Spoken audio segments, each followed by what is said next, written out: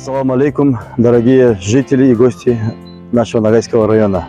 Я, Джамулат Караев, являюсь генеральным директором РСУ Ногайский. На данный момент наша организация занимается побелкой, покраской, уборкой мусора.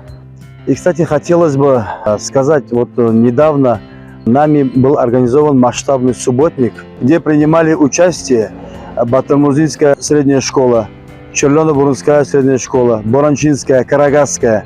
Не только школы, и учителя, ученики, и сельская администрация.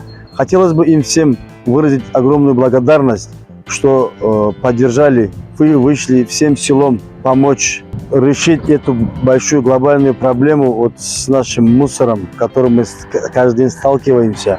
Проезжающие водители, наверное, уже успели заметить, когда выезжаем с Терекли в сторону Карагас, вдоль дороги убрано, деревья побелены. Это все делается работниками РСУ для нас, для всех жителей и гостей района. Чтобы было приятно проезжающим водителям и гостям. И вот огромная просьба, хотелось бы обратиться ко всем жителям. Давайте уважать чужой труд и уважать самих себя. Давайте хотя бы сохраним ту чистоту, которая вот есть на сегодня.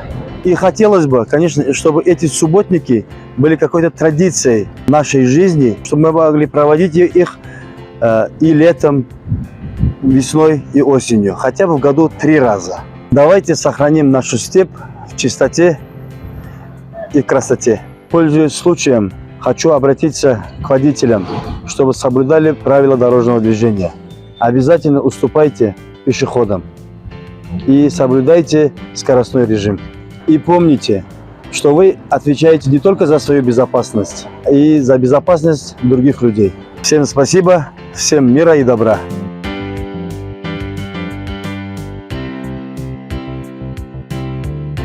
Я Суиндикова Эльмира Тангатарина, заместитель директора по воспитательной работе школы имени Джанибекова.